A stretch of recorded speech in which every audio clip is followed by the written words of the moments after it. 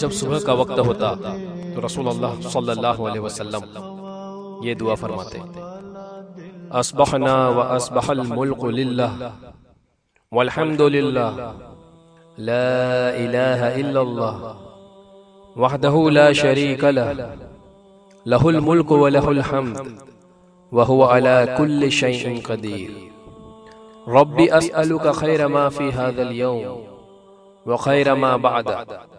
وأعوذ بك من شر ما في هذا اليوم وشر ما بعده رب أعوذ بك من الكسل وسوء الكبر رب أعوذ بك من عذاب في النار وعذاب في القبر۔ ہم اور سارا ملک صبح کے وقت اللہ سبحانہ کا ہوا، ساری حمد اللہ کے لیے ہے، اللہ کے سوا کوئی عبادت کے لائق نہیں، وہ اکیلا ہے، اس کا کوئی شریک نہیں، ساری بادشاہت اسی کی ہے، ساری تعریف بھی اسی کے لیے ہے، اور وہ ہر چیز پر پوری قدرت رکھنے والا ہے۔